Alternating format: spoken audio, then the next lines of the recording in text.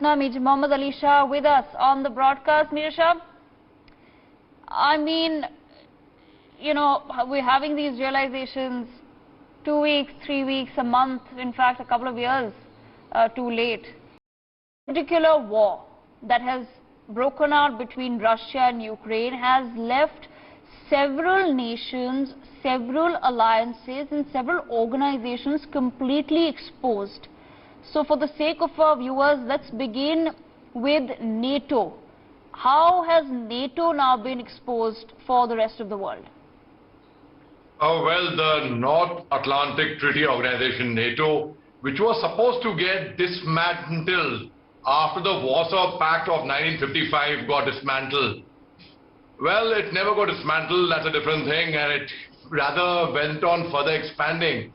And James Baker, the Foreign Secretary of America, had given an assurance, a word of assurance to Mikhail Gorbachev that there would not be a further expansion of NATO beyond East Germany, not an inch further, to quote exactly what he had said. Well, perhaps what he meant was not an inch further, but a lot many miles further, perhaps. Now, when NATO actually entices Ukraine to join NATO and Ukraine gets enticed by that, it becomes a puppet in the hand of America for America to mold it and use it the way they want. So NATO has not, well, 30 countries in NATO, just imagine. Initially there were only 16 countries. In 4 phases they inducted 14 countries. They went on eastward further, they went on expanding. And nobody will like it at the end of the day if you have your adversary's troops at your border. Do you know, at one time, Ukraine was more powerful than Moscow. Do you know that? Many of our viewers, they should know that Ukraine and America were adversaries. I'm talking about 9th century. When Prince Vladimir in Russian, Volodymyr in Ukraine, when he was ruling, and Ukraine was under Russia, a lot changed beyond centuries. And Ukraine came under Russia, but it would be wrong to say that just because in the colonial past that state was under you, so you should regain it back. No.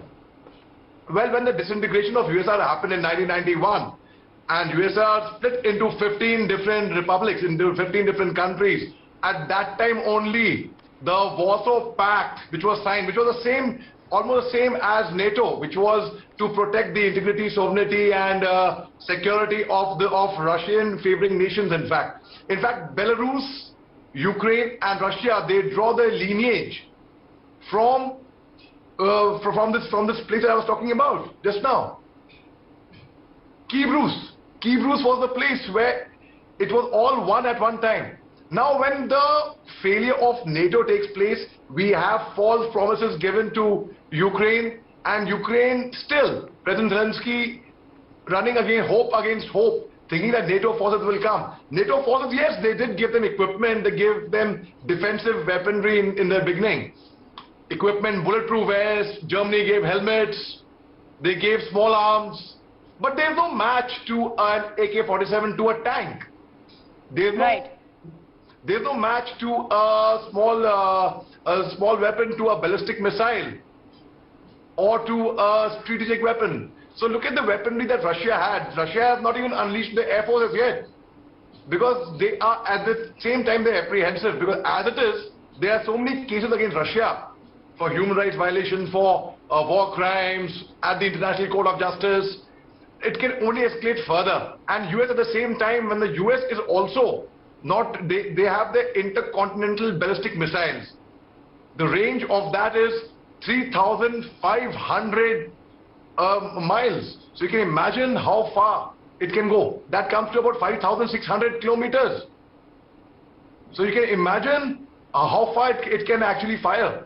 And there are only 5 countries who possess the intercontinental ballistic missiles. Right. Apart from 9 countries who possess the nuclear missiles, 13,000 nuclear weapons.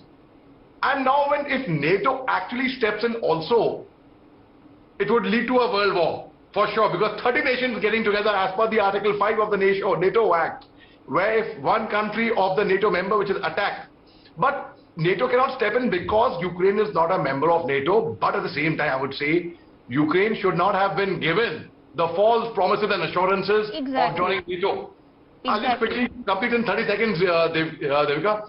You know, the European Union, EU, just yesterday have said that, you know, Ukraine cannot join the European Union overnight. Okay, rightly so, because 3rd of March, Kyiv applied for a membership of the European Union.